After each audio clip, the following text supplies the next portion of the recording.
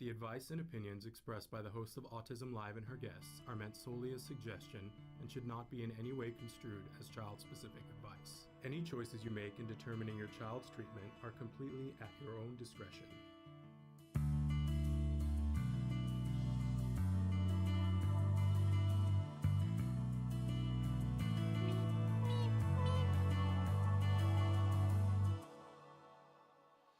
Good morning and welcome. If you are just tuning in, you probably were hoping for an Ask Dr. Doreen, and we were scheduled to have an Ask Dr. Doreen today. It is Tuesday, and that is Ask Dr. Doreen Day. Unfortunately, Dr. Grampy Shea has been called away for an emergency, as happens sometimes when you are the world's expert in autism. Sometimes that happens. We know that deal. And rather than show you an oldie but a goodie this morning, since it's only our second day back in this new year of 2023, we had a show that was prepared for you for a later date that we were going to do, and we decided to share it with you this morning. So we have a series that we're starting here in 2023 called the Top 10 Tips Parent to Parent on various subjects. And so we had planned for you a little bit later coming up the show, Top 10 Potty Training Tips, and we decided to launch that this morning because we didn't want you to be without this morning. So I want to, first of all, welcome all of you. Welcome back in 2023. We will have Dr. Grampy Shea back. In all likelihood, it will be next Tuesday. If we can get her sooner than that, I will let you know.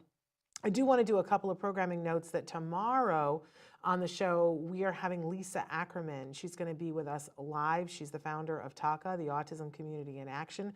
We're going to be talking about a lot of different things. In particular, we're going to be talking about the impact on families that because of COVID and how it has affected autism families. And you're going to see that it's affected them in ways that are, you know, I mean, a lot of us are going to go, well, duh, but then there are some very surprising ways that people may not be thinking about and what can be done about that. And for instance, what TACA is doing to help mitigate some of the things that are happening as a result of that. Okay.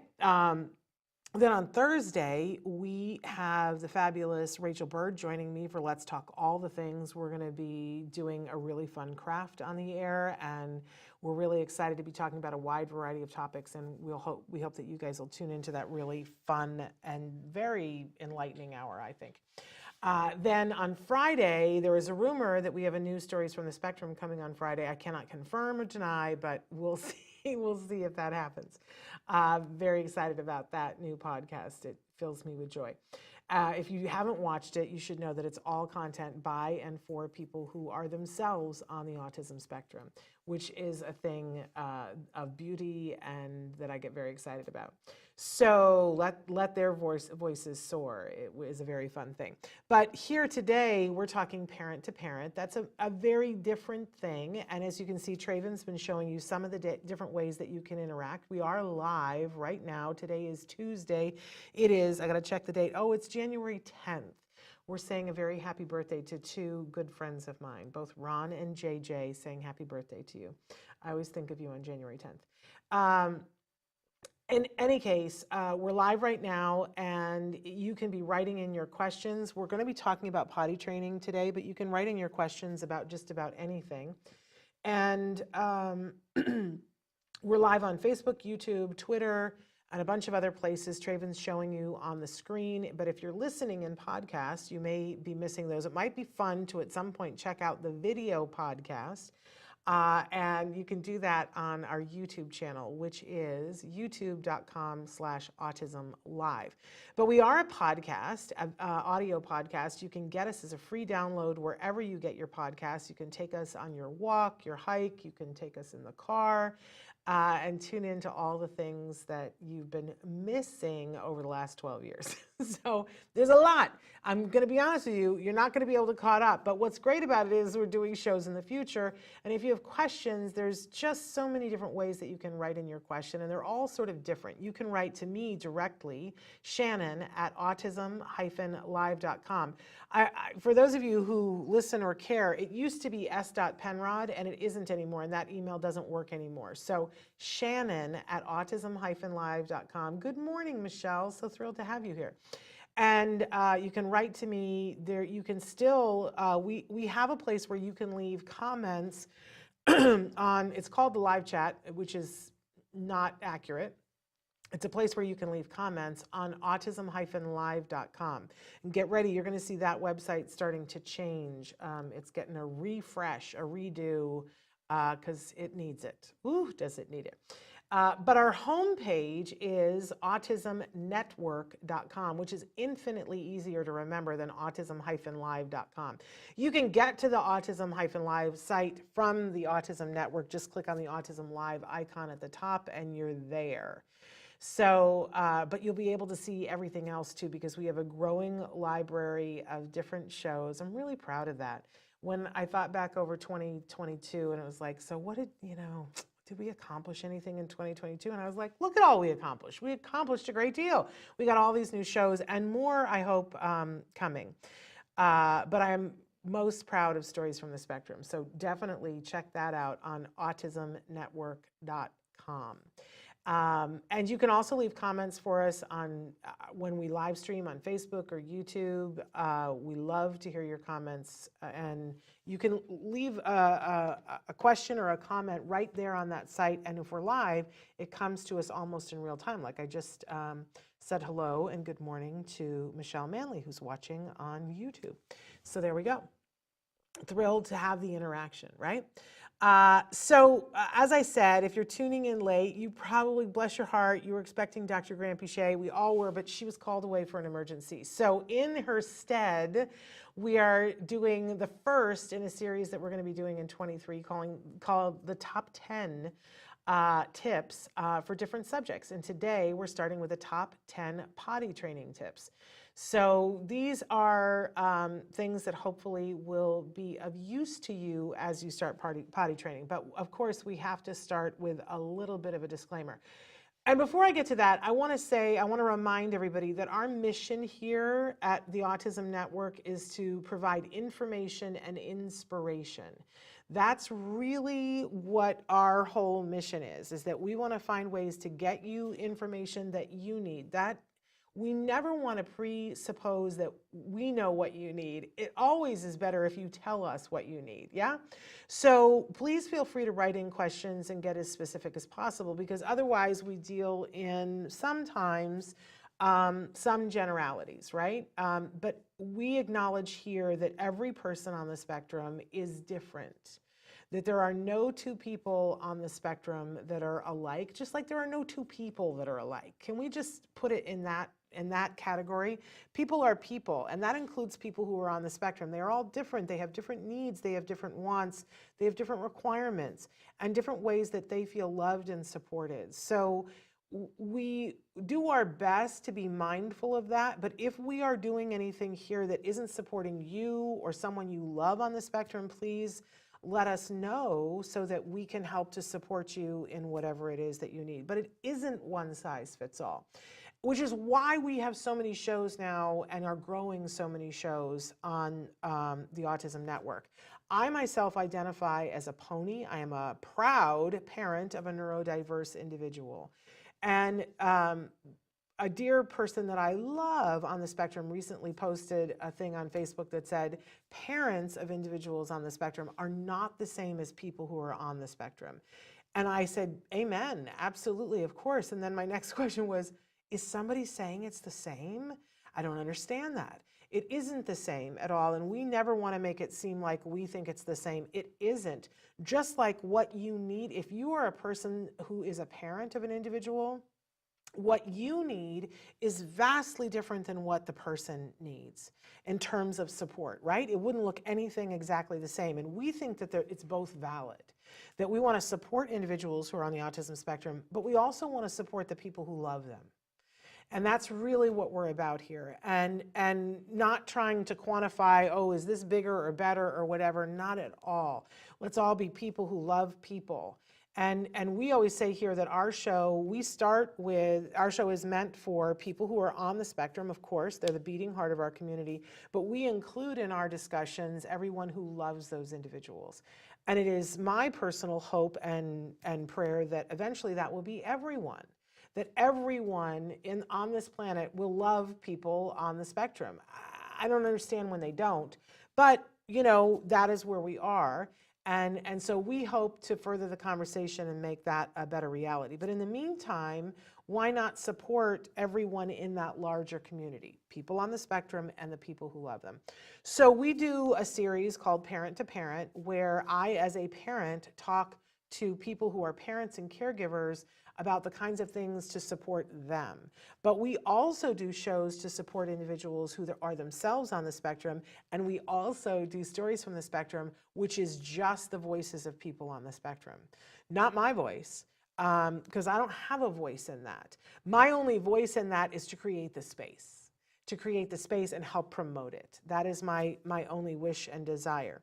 But different shows for different things, different topics for different things. So this is a parent-to-parent talk, but I welcome comments from individuals who are on the autism spectrum. But its intent is to help support the individual who is doing the potty training, which would be in support of the individual. I hope that makes sense, because there's no reason why it has to be miserable.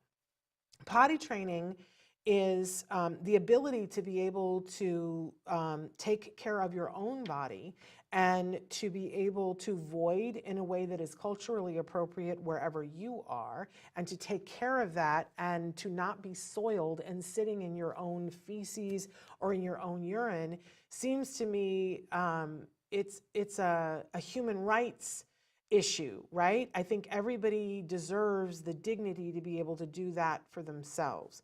Now, there are people on this planet that is a lot of people there are people who think that there are a large portion of people who won't be able to do that.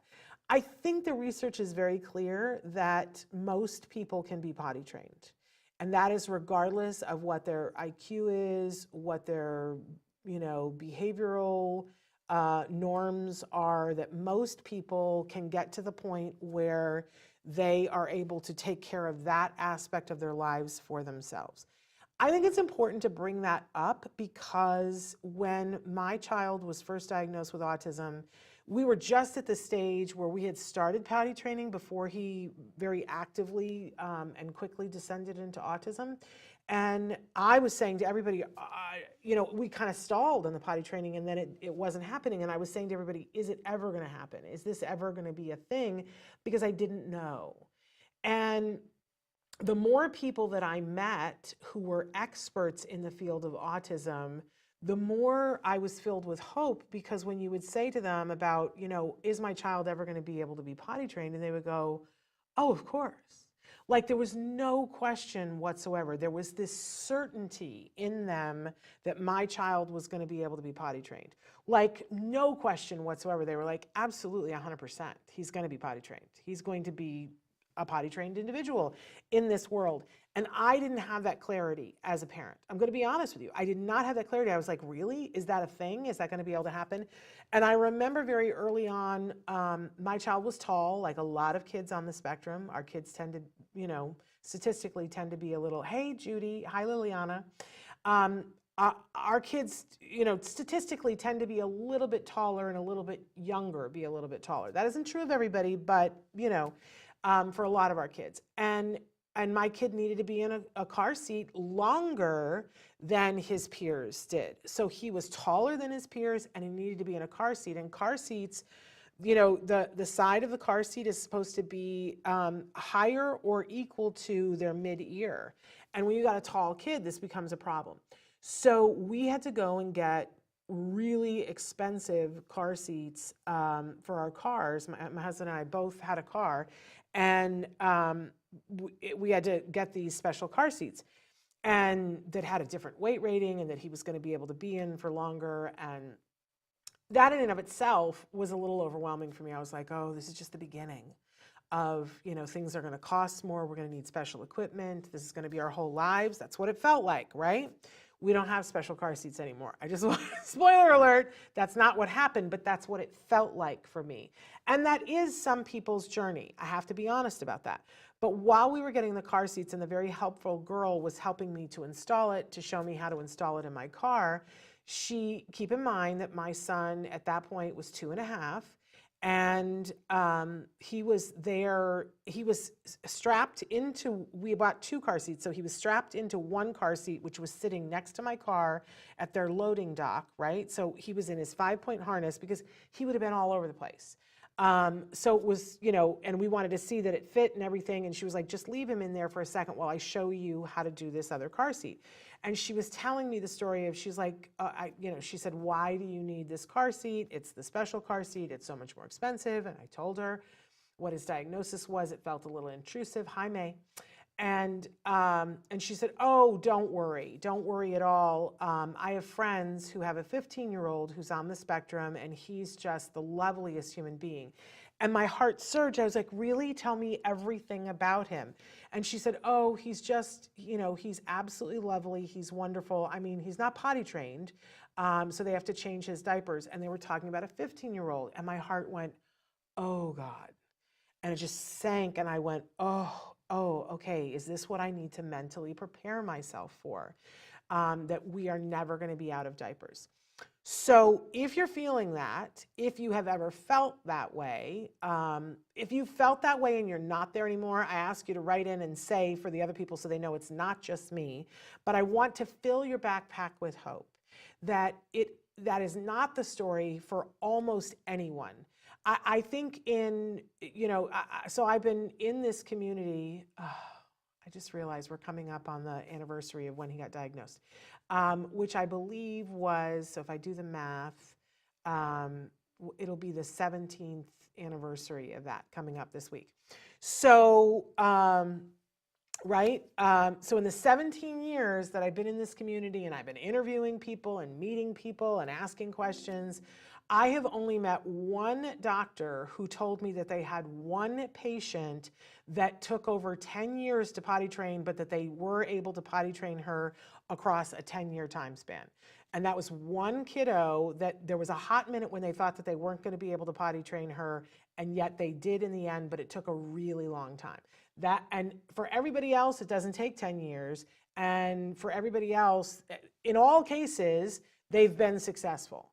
So it's going to be successful for you. And it's not going to take 10 years. I probably shouldn't even have told you that story because you're like, oh no, it's going to take 10 years. It won't take 10 years.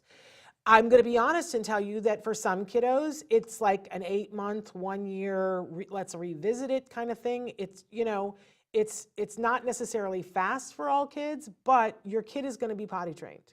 So you can stop worrying about if it's going to happen.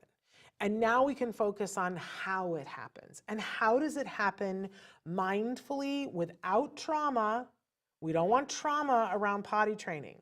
And it's very easy to make it traumatic if we get frustrated or if we, feel like things aren't moving fast enough. Let go of that. Shove that into the ocean, whichever one you're closest to.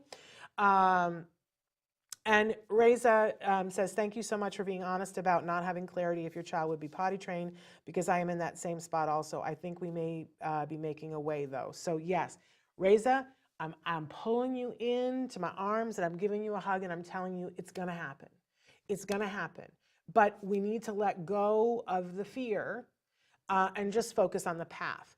I always think about, I'm not a mountain climber, you know what I mean? Like, look at me, I'm not a mountain climber.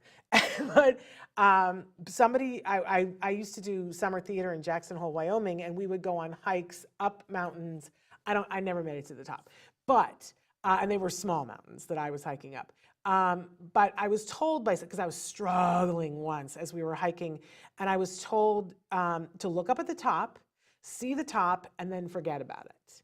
And then just focus on the path. Because to go up a mountain, you can't walk straight up. You you zigzag and you go all these places, but you are making progress, right? And you got to focus on the path, knowing that the peak is up there and that you're going to get there. I love that for my life. I'm not going to do it for mountain climbing, right? I'm just not going to. But I love that for my life. And I thought of that often with autism. I was like, oh, I know where the peak is. I know where we're going. Now I'm going to focus on the path. I'm going to look at what's ahead of me. And then every once in a while, you can look down and go, hey, we've made progress. And that's the key for me. Borrow that if it helps you. So anyway, we're going to talk about the top 10 training tips, parent to parent, which is why we got to start with a disclaimer. I think that that's where we are on this one. Yesterday I said there was a disclaimer and I couldn't find the disclaimer. Did I pass it? There it is. Okay. So here's the disclaimer. This is a parent-to-parent discussion. It's not intended to replace expert advice. They're great experts on potty training. That is not this. This is just me talking with you about what I learned, what I have learned, what I've heard experts say, what I experienced, and giving you sort of the 411 about what it's like as a parent, because sometimes they line things up for us and they go, oh, well, it's just this. And they don't take into account what it's like in your house and what it feels like in your body and in your head as a parent. I also need to say very honestly here that the suggestions provided are based on the Fox and Azrin method of potty training. This is the thing for potty training. Fox and Azrin invented the new mousetrap. Pretty much any potty training that you see anywhere that's worth anything is based on Fox and Azrin. Everybody works on perfecting it and adding little things, but the basis of everything that I'm going to talk about, and almost anybody that's talking about potty training is going to be talking about, is Fox and Azrin method. Now, if you're like me and you're a purist and you're like, oh, well then why don't I just go look at the Fox and Azrin? Go Google it. There are books, there are videos, there are all kinds of things that you can do to find out the ins and outs of the whole method. Not trying to be duplicitous about that at all. Fox and Azrin, look them up, lots of resources about them to get the pure thing. And then, if you want to do really effective potty training, and you want to do it as easily as possible, I always advocate using experts to help you. It's just easier. There's certain things in a relationship with your child as a parent that you bring baggage to it. You have this very special relationship with your child that's power-packed full of things and moments and experiences for you and for them. And it's always easier if you bring in an expert who's just going to see the picture clearly and help to chart the course. And they're going to see there are very little things that can happen that you won't see, that they'll be like, oh, you just need to change this. And you go, really? Is it that easy? And then you do it and you go, oh my God, I would never have seen that. So don't be afraid to get expert advice to do this. Yeah, Judy says sometimes you may need the right rewards for the child. Absolutely, we're going to talk about that in a second. But again, don't be afraid. If you are already doing good quality ABA, I say rope in your ABA team and say, hey, we'd like to start potty training. They're going to make it easier for you. But we're going to talk about this today from the parent perspective, these tips about what to do. So let's start with tip number 1, which I think is vital, important, critical. What other words can I find? Get me a thesaurus. That we need to start when the child is ready. Now, the asterisk here is you got to be ready too. And we'll talk about what that is. But first, let's talk about what are the signs that your child is ready. Because different kids are ready at different times. But there are some very specific things. And I just have some of them here. And I'm sure that there are more. And you guys can write in if you know more. But if your child is starting to, you notice that when they pee or when they poo, that they'll be sitting and playing and whatever. And then they get up and they go someplace else. They go to a corner, they go underneath the dining room in amongst the chairs or whatever, and they squat down to take a poo. This is a great message to you saying, I am body aware enough, I felt something happening, and I want to be alone to do it. It's very instinctual, but it does mean that the things are working in their body and that they are cognizant of the things that are working in their body. It's a great sign that they're ready to start. Great sign that they're ready to start. If their behavior changes in any way before they relieve themselves, that also is a great start. Like if you see kids who start to dance because they got a potty, or they get a little anxious, or what it means is that they have an awareness that something has happened. Let's face it, you walk through, think about it, what it's like for you, okay? You walk through your life and a message gets delivered that's like, oh, it's time for me to go to the bathroom, right? Well, this is your kid having that same event. And that is great news because it means that they're aware. And if you have kiddos who are not at this point, can we teach this? Yes, but it's infinitely harder. So if you see that they're, they got something that changes behaviorally when they have to pee or poo, fabulous. They're ready to time. They show signs of awareness when wet or soiled. That, sometimes we have kiddos who don't notice it beforehand, but they'll start to, I will be also honest with you that this happens less with the new diapers. And we love the new diapers because we have less laundry to do, less leakage and stuff, but this is a place where the new diapers not helpful. Because it used to be that kids would start to feel uncomfortable because they don't want to sit. Who wants to sit in their own wet? Who wants to sit in their own poo? No one, right? So if you have a kiddo who is noticing whether it's the smell or the wet or whatever, and they're asking you to change your diapers, oh, it is so ready to they're ready to be potty trained, because it is that awareness that they're having that I don't like the way this feels, which means it's going to be very reinforcing for them to be dry. Woohoo, fabulous.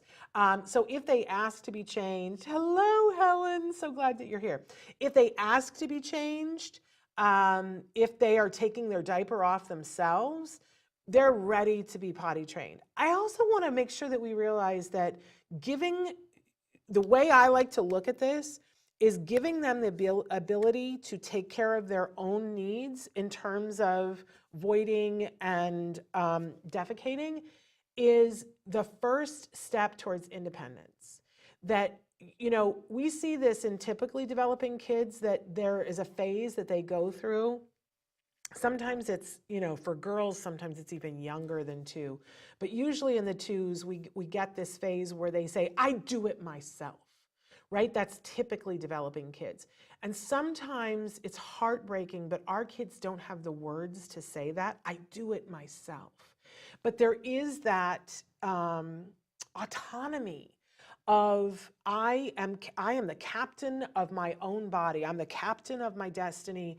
I take care of me. There is dignity in being potty trained. So I think that it's a great gift that we give our kids, but we don't want to do it before they're ready. If we do it before they're ready, it's just that much harder. Now, if you're saying to me, well, I have an 8-year-old who still is not employing these things that I see here, so they must not be ready. I would tell you that there gets to be a certain age, and 8 certainly is past that age. I can't tell you for sure because different kids, different things, but 8, I would say to you, even at 6, if your child isn't showing any of these signs, I think it's time to change something up. Now, it might be that you go to the doctor and make sure that all the plumbing is working properly, because sometimes you'll find that, something isn't working properly. That's very rare, but it's not completely out of the question, right? That sometimes kids will have an underdeveloped bladder, or that their anatomy is slightly different. And some kids are more sensitive than others, right? It doesn't mean if they're, I would say maybe, depending on the kiddo, over the age of 6, if they're over the age of 6 and we're not seeing these things, it is time to look medically and make sure, but it's also time to get started over the age of 6. But if we're under the age of 6, wait for this. Wait for this, your life will be easier, their life will be easier, everybody will sing Kumbaya, it will be happier. And again, we do not want to create trauma around things that are normal body functions. There is no shame in the fact that you're going to pee and you're going to poop and you're going to learn how to wipe yourself so that you are a clean individual, and there's no shame around that whatsoever. And there's no shame around an occasional accident. Look, we all come into the world not being able to control those things, and a lot of us go out not being able to control those things. Let's be kind. These are human things that are happening to your child. And Johanny, I'm so glad you're here, says being potty trained is a true game changer for our kiddos and for ourselves. It really is. There is that thing that I almost feel like, the kids are like, ooh, I'm proud of myself. I can do this myself. And they can move differently without a diaper. They just feel differently. And I'll tell you something, as a parent, you feel like, okay, we made it across that hurdle, and then you can take on some of the other stuff. So this is really, really critical stuff. So look for these signs, and if your child is ready, then great. then, of course, you got to ask yourself if you are ready. And part of being ready is, tip number 2 is to make your bathroom fun. I really want you to think about this and about the individual in your life that you want to be potty trained, because the bathroom can be a very intimidating place, and it's full of sensory nonsense. You know what I mean?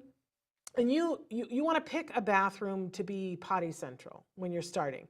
You're very quickly, once you get potty trained, you're going to move to other potties, but you want a potty central bathroom. This is going to be your headquarters. It might be a bathroom where there is also a bath or a shower, but it might be just a water closet with a toilet, right? But whatever you choose, you're going to make that place a fun place to go. If your child has sensory issues, you're going to make it more sensory friendly. And there are ways that you can do it. A lot of times bathrooms are echoey, and some kids love that and get distracted by it. You can mitigate that with, lots of stuffed animals and foam and fabric so that it's less echoey. You can put toys in there. I suggest putting a basket with books and toys, and even, I don't know, now, we have phones and iPads and things, but it used to be that we had portable DVD players. And that's what we had in the bathroom, was a portable DVD player, and that was the only place that he could watch. My kid didn't like color cartoons. It was so odd. He only liked old black and white cartoons, and we had a DVD that had old black and white cartoons on it. So whatever flips your kid's switch, like whatever color scheme, whatever, make it the fun place in your house so that they want to go there. This is absolutely a critical part of it. Now, can you go further than that and get other things that might help you on this way? Sure. I always think that it's fun to get some really styling underwear that your kid will groove on. Like if they love Marvel characters, there's Marvel underwear. You know what I'm saying? And we call those the big boy or the big girl pants, right? And you can even take them to the store and help them pick it out. But let's make this fun. Look, we have a choice here. We can make this drudgery, and we can make it hard, and we can make it traumatic. Why? Why would we do that? Let's make it fun. Let's make it reinforcing.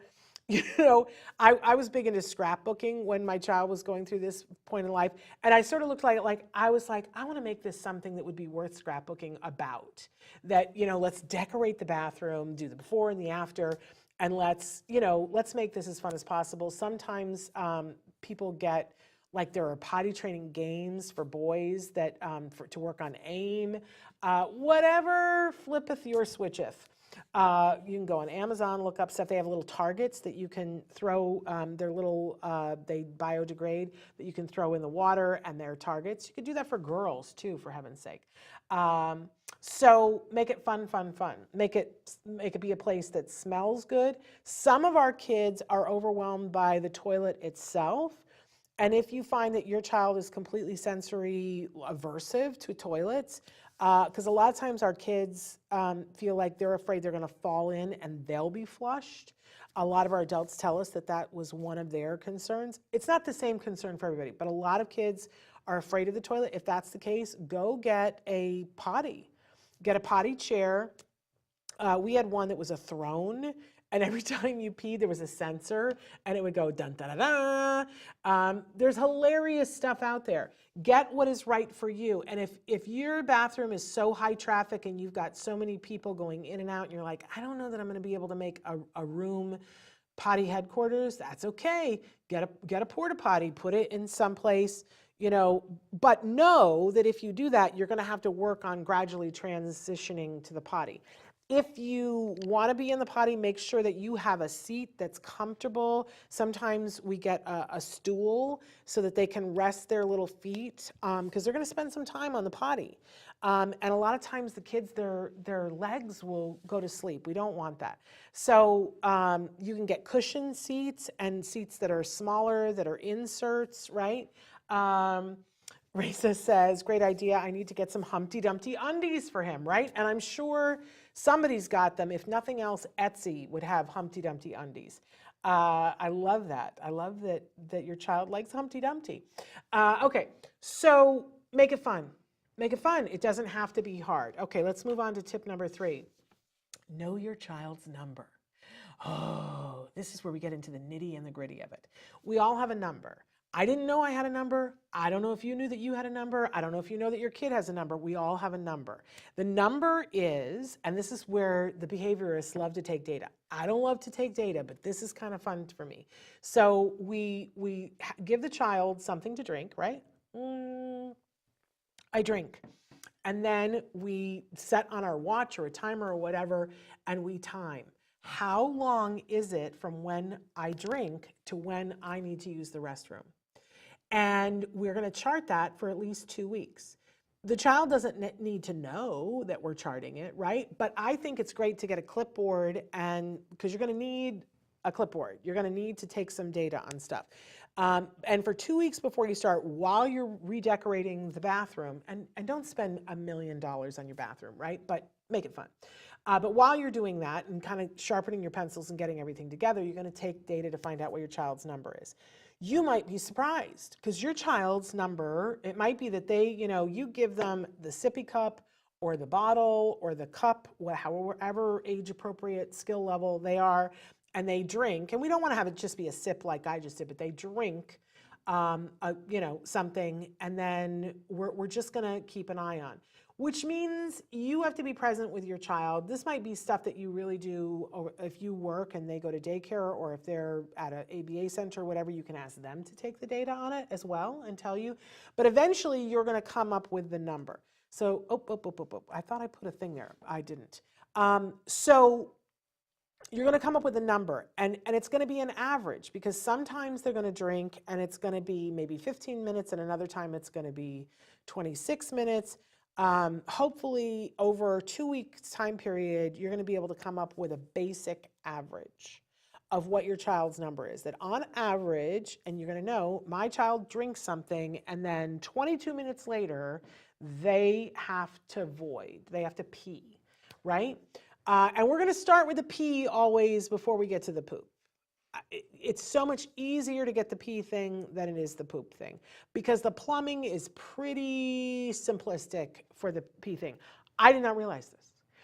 Can I just be honest that I didn't know that? I knew that in hospitals that, they hook people up to a catheter and they measure how much liquid goes in and how much liquid comes out. It's not like I didn't know that it directly correlates to drinking. I just didn't realize that it's on a timer, and that we all have a number, that if I'm going to drink something, I'm going to have to pee relatively at a certain time. Okay. Oh, Judy says, my little guy is nonverbal. He was 7 years old when potty trained after 3 tries, but he refuses to wipe number 2 and can't bathe himself, uses a splatter shield for control. So many health reasons to consider. Now 13 years old. Okay, well, before we finish, Judy, let's talk about the wiping thing. But I'm celebrating that it took 3 times, but that he is potty trained and that he has an awareness of his body. But now we move on to the next thing, which is wiping and bathing and, all of those things. It's always something, right? We're always moving the dial and getting to something. But let's remember, you got to that. So you're going to make progress on these other things. I'm sending you a hug. We'll talk about the wiping in a second.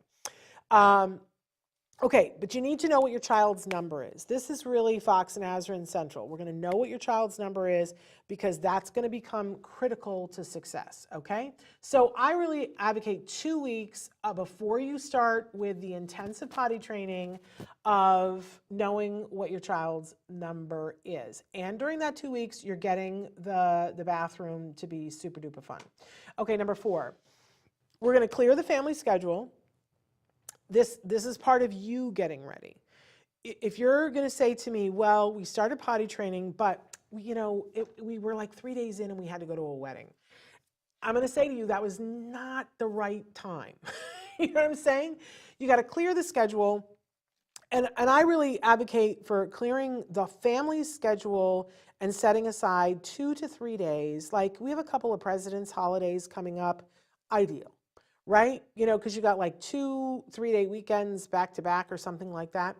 But a 3-day weekend is perfect. And you say, okay, it's potty boot camp and we're going to do that. And that means that if your older child has a little league game that they have to go to, you have to make arrangements for somebody to take them so that you don't have to leave your house in the middle of potty training. Think of it like a snowstorm. You're going to take 3 days, you're going to stay at home. It may not take 3 days, by the way. But let's give it 3 days to start, and then in the next week or two, you don't want to have any massive travel plans where you can't adhere to a pretty rigid schedule, because you are going to be on a timer. If you want to get your child potty trained, you have to be on a timer.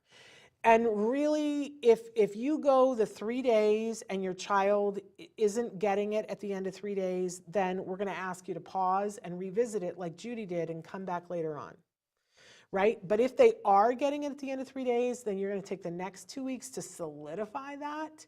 And then, you're going to find over the 2 weeks after that, it's going to get easier and easier. So, 3 weeks in, you could go to your cousin Betty's wedding and fly and be okay. All right? But you've got to clear the schedule 3 days and know that for the 2 weeks afterwards that you're not going anyplace major. All right. So, and that's everybody's schedule. The child's, yours, everybody's. Okay. You're going to gather up your supplies if you haven't already. I think I put in a list of what supplies you need. You need some sort of a timer. This can be your phone. It can be one of those kitchen timers. It can be Siri or Alexa. I know I just turned on things in everybody's homes. I didn't mean to. You can do it because I do that all the time at home. I will ask them to time something for me. You absolutely can do that. But you need a reliable timer that you can take with you from room to room. So if you don't have those two ladies in rooms that where, if you're going to the bathroom and you can't hear her and she can't hear you, then I would have something that's portable. You are going to need some salty snacks that are good for your child that you're okay with, that your child is not allergic to, right? But something, like popcorn. There are gluten-free pretzels, so if your child is gluten-free, there's all kinds of things that, French fries are salty. We're not going to be feeding them these forever, so, they don't have to be beyond healthy, right? It needs to be something your child wants to eat, but it has to be salty. You're going to stock up on their favorite beverages. I'm going to encourage you, if you're going to do things that have sugar in them, that you water it down considerably. But we want them to be able to drink it. So, a lot of kids don't just love tap water, whether it's that they like a bubble water with a little bit of essence in it, or they like a bubble water with a little bit of juice in it, whatever it is, but they need to be able to drink. You're not going to pee if you're not drinking. And the salty encourages it too. And then we advocate here getting long t-shirts, because part of what is suggested is that we say goodbye to the diapers, at least during the day hours. And that once you know what your child's number is, you're going to see how this works, is that we're going to try to catch the pee before they need to go, which is why you need to know the number. And anything that you have to mess with is going to slow it down. What we're trying to do is create a moment of success. And success is your child is on whatever the agreed upon potty is, and they are avoiding.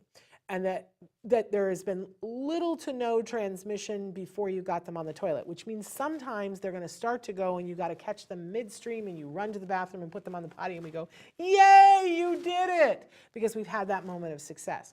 So it's a lot of people, you have to decide this for yourself, but a lot of people feel like, I want to make this as close to efficient as possible, which means you do away, for the moment, you do away with the underwear, you do away with the diaper, and you dress them in a long t-shirt so that they have their dignity. They're not walking around, flapping things in the wind, right? But when it's time to get them on the toilet, you just have to foomp the t-shirt and boom, they're there, right? And it's going to cut down on the amount of laundry that you have to do. If you're going to fully dress them and you're going to put them in the fancy schmancy underoo, underwear, you're going to be doing laundry. So you can do it that way. You can do it, but a lot of people find for that first 3 days, You dress them in a long t-shirt, you're going to get to better success and you won't have to do as much laundry. And I think it's better for them sensory, they know what's going on. So you need to get all of those things and have them ready. And then we're going to arrive at when it is time to do your 3-day intensive, right? So we're going to follow the equation. And the equation is very simple. You are going to take whatever the average of their number is, and you are going to, and this is where it gets a little bit individual, but let's say in the beginning that as a baseline, you're going to take 2 minutes off of it. You're going to say that, okay, their number, I've taken 2 weeks of data, Shannon, and their number is 22 minutes. That on average, every 22 minutes after drinking, they will need to pee. Fabulous. You know your child's number. You're going to minus 2 from that, which means that you're at 20. And that's the number that you're going to set the timer for. Now, later down the road, you're going to finesse this a little bit, and you might find that for your child, you only have to minus 1 minute, or maybe you need to minus 3 minutes, right? You're going to monkey with it later on, but let's say 2 minutes to start. And that's your magic number that you're going to set the timer for. And you're going to say, okay, I'm going to give my child salty snacks. I'm going to feed them the drink, and I'm going to set the timer for 20 minutes. And when the timer goes off, we do a conga line to the bathroom. The timer goes off and we go, yay, it's potty time. It's potty, potty, potty, potty time. And you do a potty dance. Everybody gets involved in it, and you go to the very fun room or place or throne where they're going to go to the potty, right? And we make that exciting. It's not like, oh no, it's potty time. I'm telling you, make it a party. Make it a conga line. Get everybody involved in it, right? And not everybody goes in the bathroom, but the whole family goes, yay, it's potty time, right? And you go quickly to the bathroom, and you have all your toys and things there, and you're speaking nicely to the child and going, oh, you're such a big boy, you're such a big girl, we're going to get on the potty now. We're making it exciting, right? And we put them on the potty, and now we set the timer for 5 minutes. And we are going to hang out in the bathroom. We're going to talk to the child. We're going to sing to the child. We're going to let them play with the toys. We're going to read books, whatever is reinforcing for them. But we're going to set the timer for 5 minutes. If the timer goes off and nothing has happened, that's okay. We're going to very gently take the child off the toilet and say, good job. Not a whole lot. We're just going to say, okay. And we're going to let them go back to playing, and we are going to set the timer for 2 minutes. And when the timer goes off again, we're going to go, it's potty time, it's potty time, and we're going to put them back on the potty, and we're going to set the timer for 5 minutes. What we're looking for is potty. And we know it's going to come sometime around here because they drank water and we know what their number is. This is why the number is critical, right? And the minute that they void in the toilet, it is the biggest party in the world. They get the biggest praise. You tell them how great they're doing. You tell them, great job, you did so good. You give them whatever reinforcer treat is a big deal for them. And they know this is the bomb. You pee in that toilet and all the good things happen, right? When they don't pee in the potty, it is a non-party. We say, okay, good job. And we take them off the toilet and we wash our hands, and you help them through that, either way, whether they success or not, but we don't have the big party. We don't recriminate, we don't shame, we don't go, why aren't you peeing in the potty? No. It's a nothing. It's just a nothing. We're still kind to the child, we're still noticing the child, we're not ignoring them, but we're just not throwing the party. So when you do throw the party's got to be big, right? Anytime they pee in that toilet, on the toilet, it's whoa! And now some of our kids don't like loud noise. My kid didn't like loud noise, so I used to have to do it silent. I'd go, yay, you're such a good boy. And hug him and do whatever. You still wash the hands, right? Because we're teaching that as well. But just by modeling and motoring them through it, but you're giving them rewards and you're giving them whatever's meaningful to them, right?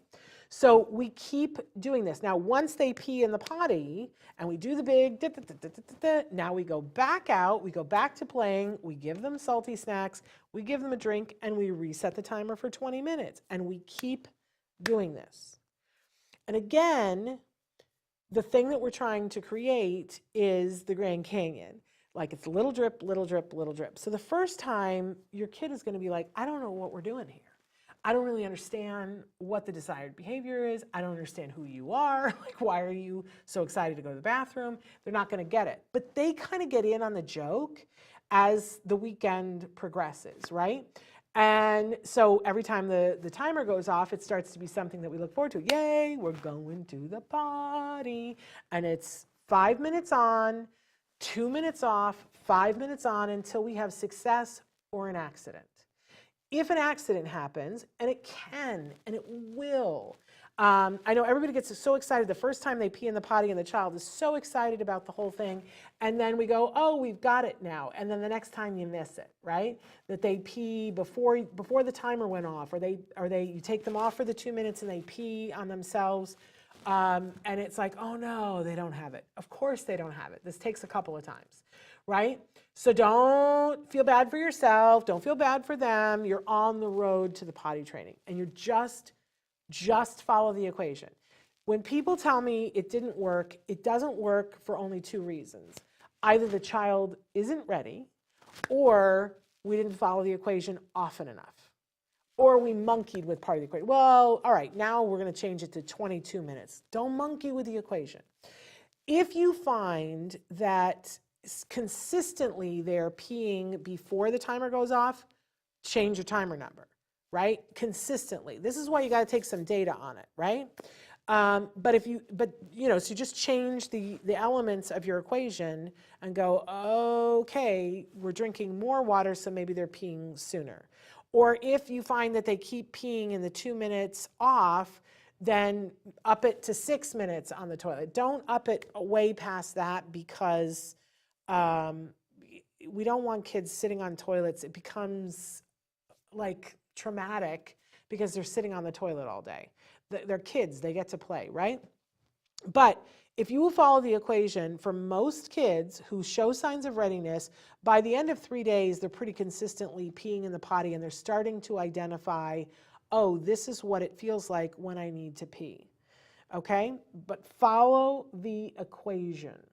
And by the way, if an accident happens, we clean the child up, but there is no discussion about it, and there's no shame. We just very quietly, clean the child up. I know it's so hard because we all want to talk and go, it's okay. Don't be saying anything. Don't tell them it's okay. Don't tell them it's not okay. It's just a nothing. We just clean them up.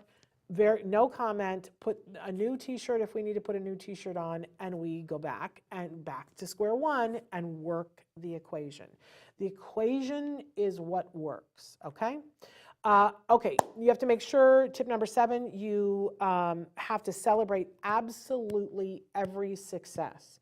And celebrating means that it's meaningful to the child. It's not just your celebration, it's their celebration. What is it that your child loves? That's what you need to give them when they pee in the potty. Make it worth their while.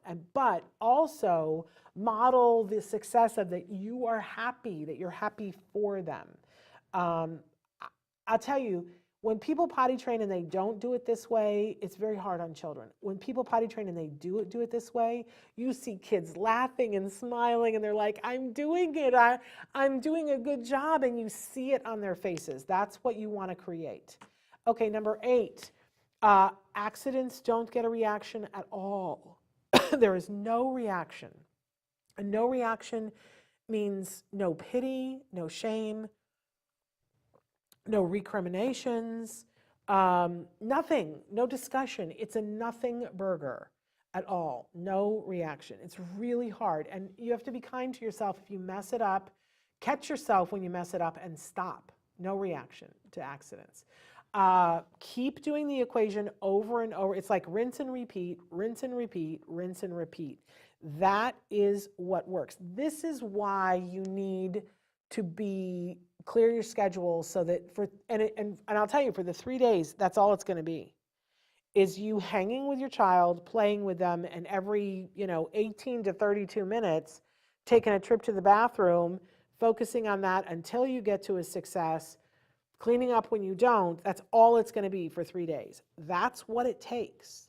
That's why you got to clear the schedule. That's why you have to be ready, because you're living on a timer. And the rest of your life is not going to be that way, but you got to put in the time of the 3 days. And if your child's ready, this is wildly successful, you guys, wildly successful. And if you need to, like if you're like, oh, I don't think I can do it, Shannon, then now is not the time. Or if you're like, I don't think I can ever do it, and I really need my child to be potty trained because they have to go to nursery school, I got a reason why they got to be potty trained. Call in experts. Call in experts, or call in a family member and say, I need you for 3 days. You know somebody who's incredibly patient and methodical, call them in and go, here's the deal. Have them watch this, and then they can do it too. Okay.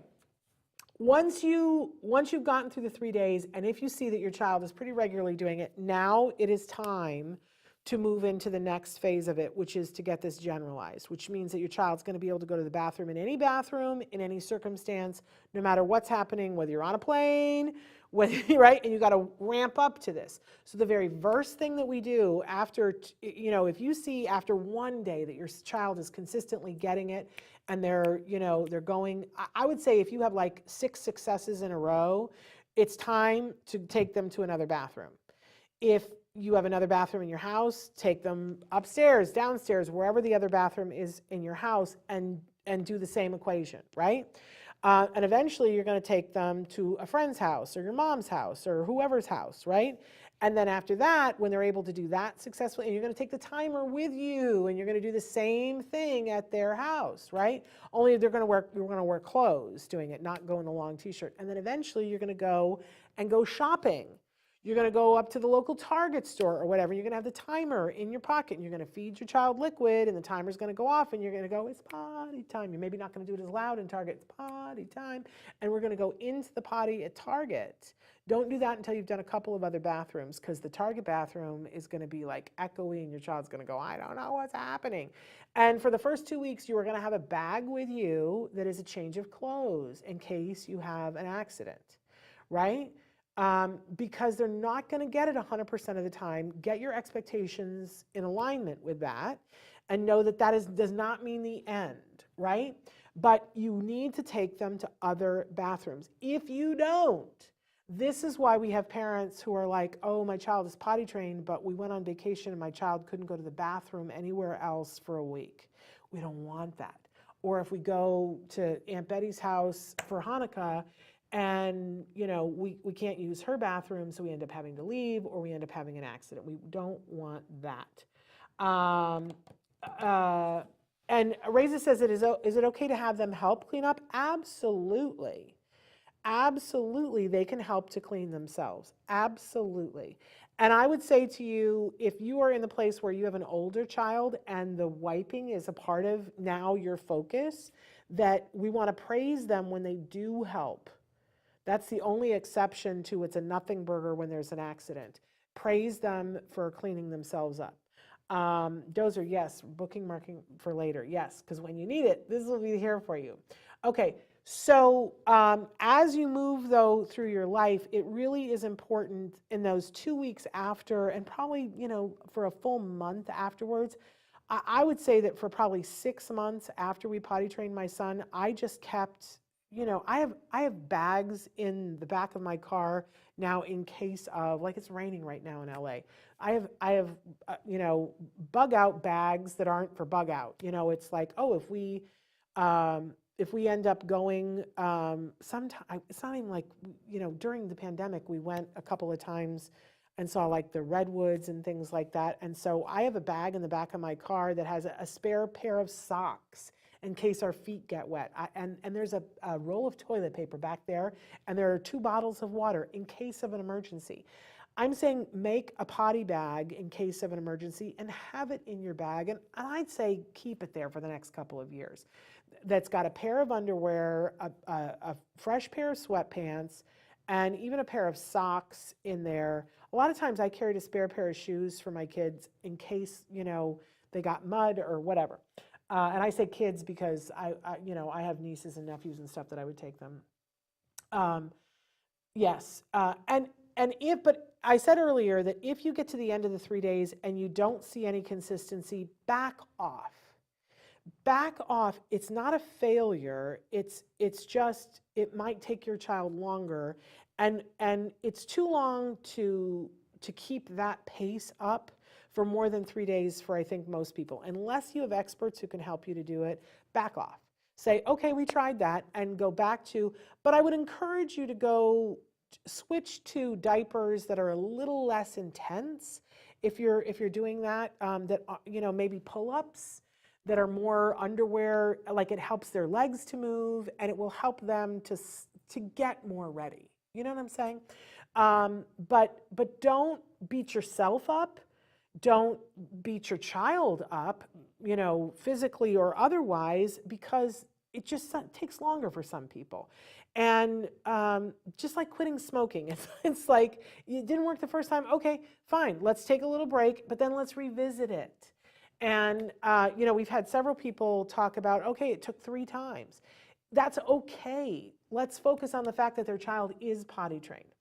Okay, so this works across the board. I said at the beginning, if you came in late, this is basically elements of the Fox and Azrin. There are more parts to it. I've gone through what I think is salient to parents, but if you want to know more, look it up. Look up Fox and Azrin. There are books, there are resources, there are videos all about that. I do want to take a minute. I know we're at the end of the hour, but I want to take a minute because I promised that we would talk about wiping. And I want to take just a minute to talk about the poop thing. Get the potty thing under control. Get the potty thing under control to the point where your child feels pretty confident and you feel pretty confident.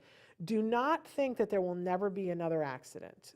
That's just not realistic, right? There are occasional accidents. Have something.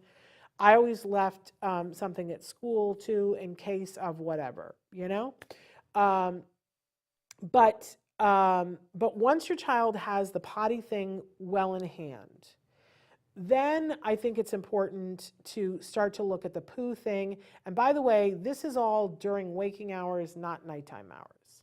Nighttime hours is an entirely different thing. I think that for a lot of our kids, you will find that once they get really confident with the pee thing, then for the nighttime thing, it becomes a thing of they aren't going to want to feel wet.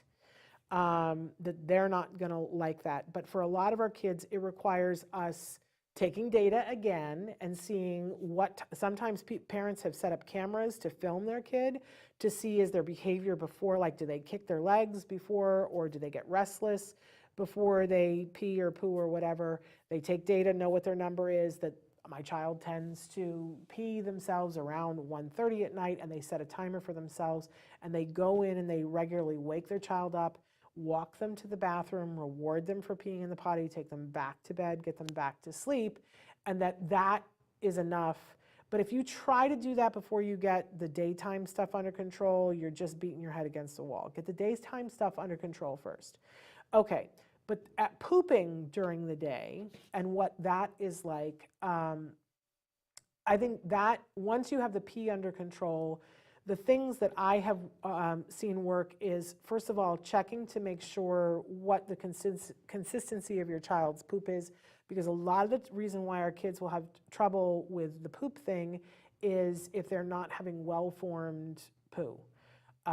There's so much information about this, but your kid should have a well-formed enough poo that it goes in the toilet and it maybe it's in pieces, but it's still well-formed enough that it's not soup. I'm sorry, TMI. But you know what I'm saying? That if your child is having diarrhea issues, it's going to be important for you to deal with that medically and dietary before you're going to get success, because it's the signals that come from having diarrhea are so vastly different from having a well made poo. But also, it's harder to learn when you're having diarrhea symptoms. So we want to make sure that we have well-formed poo before we start looking at this, and look at what they need dietarily. And it's so different for different kids. I have one friend who's like, oh, we fed our child pears because pears make our child poop. Well, that's that child. That's not everybody. But you will find that there are some things that will make your child poo and have a better poo than other things, right? But for a lot of kids, it becomes a reward thing that you take data again about, you just notice, is there a time of day, and if I feed my child a certain thing, do they poo, right? Because you're trying to catch it. And for us, we took our child shopping and found, we were like, which toy do you want more than anything else? It happened to be a Lego night. But if you take something that they want and put it on the wall or on a shelf, or for us it was the towel bar directly opposite the toilet, and then the minute they have a poo in the potty, they get to have that toy for the rest of the day. And then when they go to bed at night and they're asleep, you take the toy, you put it back, into whatever the container is, and you put it back on the shelf. And it's just an understanding that you get that when you poo in the potty. And a lot of kids are very successful with that. But you got to have the well-formed poo before you can do that. Now, let's talk about wiping and the whole, how do we make this happen? There's a great video that's online right now of a teacher, and she takes 2 balloons and she ties them, she sets them in front of her, she's got a chair that's set in front of her students, and she takes 2 balloons and she ties them to the back of her chair, and she takes a piece of toilet paper and she holds it up. So she's sitting in the chair, the kids are behind her, and she takes the thing and she wipes between the 2 balloons and shows them that this is how you have to do this. I just think that's brilliant, right? That it's super duper important that kids are able to see, what it looks, because they're not seeing their bums. This is like, perspective-wise, they can't see what's happening. And even if we were to say to you, it's gross, but if we were to say to you, I want you to model the behavior, the toilet's there, they don't have a viewpoint of it. So I love that it's separating it out and saying, this is the motion. Now, I have seen and heard other therapists who will take a hot dog bun and they will stick peanut butter in the hot dog bun and they show wiping it away. The thing I don't love about that is that the peanut butter smells good and it makes it feel like it's something to eat. And then if you've got a kid who's involved in pica, you don't want to be doing the peanut butter thing, right? But there are other things that you could put and wipe. But we want to make it abundantly clear, whatever that thing is, that it's something that we don't want to be touching. We don't want to stick our fingers in it. We want to wash our hands really good afterwards. We don't want to put it in our mouth. So I have trepidation about the food thing. But they have to understand what the motion is, and then they have to understand what clean is. And so I think it's better to they have the flushable wipes. I think that's got some moisture to it, and it, because we see kids that will wipe and they wipe too hard and then they're like, I don't like that, I don't ever want to do that again. So having the flushable wipes, it feels better sensory-wise, have them do that, and then you want to teach them that you wipe and you look at it, and if it's, we're going to throw it away no matter what, but if it's dirty, I need to wipe again. And I need to wipe until it's not dirty, and the reward that we want to give is for when they have wiped enough that the wipe is clean. And it comes down to as simple as that. And then when they have done that there is some ginormous reward for that. Dr. Grampiche talks all the time about it has to be fair, and wiping your bum is not fun. Like, does anybody go, "Ooh, I love that," right? I don't know. But maybe people who have bidets, maybe it's like, "Ooh, I can't wait to do that." I don't know. I don't have a bidet. But the point is, we have to make it worth their while. So if he is not doing it now, it means the aversive of it is so big, and whatever the reward is, isn't enough. So I want you to think about teaching him exactly what the expectation is, and the expectation is, and you're going to make it as pleasant as possible to do it, so get the flushable wipes, and the expectation is that the wipe is clean, and then there is something that is ginormous. Whatever you've been doing, up it. Give him a bigger reward for it, and then let us know how that works. My 7-year-old is in pull-ups. We tried undies only method. It was rough. And if I would make sure to go to the doctor and say, let's eliminate any medical reason why this would be hard for my child. And I'm going to warn you that it's going to be hard because when you have a nonverbal child, they're going to say, oh, it's the autism. Don't let them do that to you. There are issues that kids have, even though they are nonverbal and have autism. Let's make sure that there isn't any other reason why he's not able to. Okay? And thank you. You say I'm willing to keep trying, and thanks for posting this. Somebody said, not touching the flush wipes, just trying now to get him to use them for playing cleaning up his favorite monkey. Okay. He is always a liquid, which is normal. We see a gastro monthly. Okay. So I think that has to happen first. If your child only has liquid that is coming out, I think as a parent and not an expert in this, I would put a pause on potty training until you have that under control. And I would be pushing your gastro to make that happen, because if you've ever had chronic diarrhea, it's not a good time. And what it feels like is very overwhelming. And it will take your attention away from other things. And it's you can't put a clock to it. Like, you don't know when you're going to have to go. And it can be frightening. If you've ever had food poisoning and you have, water coming out of your butt, it's something. You know what I'm saying? And if you lived your life that way, I think that has to happen first. And I personally, as a parent, would pause any attempt at trying to get them to be regular, because I don't think it's winnable. And I could be wrong about that, but I have great caution, Judy, about that. And I'm glad you're seeing the gastro for it. But I think that the expectation would have to change. But I don't want you to let go. Okay, I see what you're saying. I don't want you to let go of the fact that it can change. We've seen people who have big gastro issues that have, and maybe it takes years, but they're able to correct that. Okay. I see what you're saying, that you got some other considerations and that you are seeing doctors for it. But then I would talk to them. I think that warrants an expert and say, how are we going to get poo trained with this issue? And see what they say about that, because that's, extra. And sometimes our kids have extra things. So I don't want you to get down on that, because it sounds like you're doing everything you can. But for the wiping up, I love having him do that with the favorite monkey. I would definitely look at that. And I'm sorry that I think we're outside my experience. I'm going to say I'm not an expert, and that it sounds like you are talking to the experts.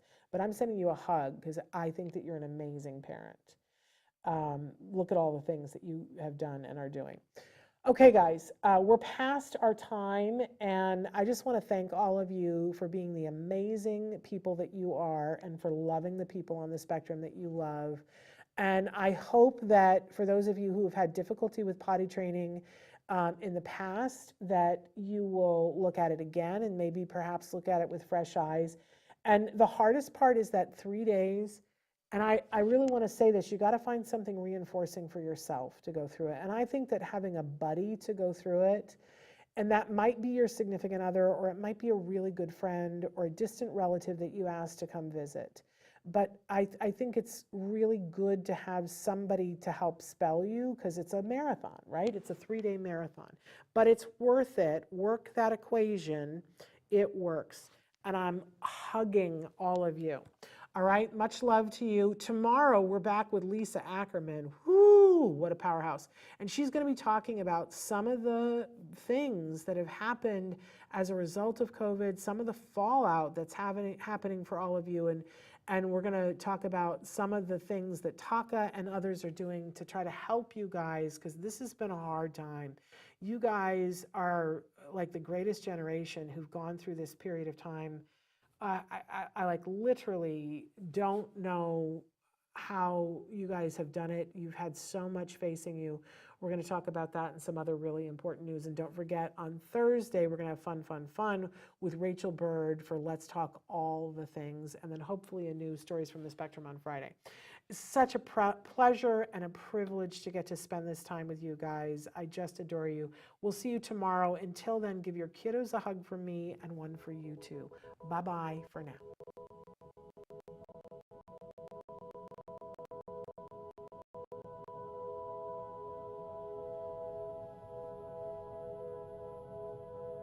If you found anything helpful in this video, please give us a like. In fact, make sure that you smash that subscribe button on YouTube and give us a like on Facebook. You can also follow us on Twitter and on Instagram for important updates. And please download our free podcast wherever you get your podcasts. Thank you so much. See you next time.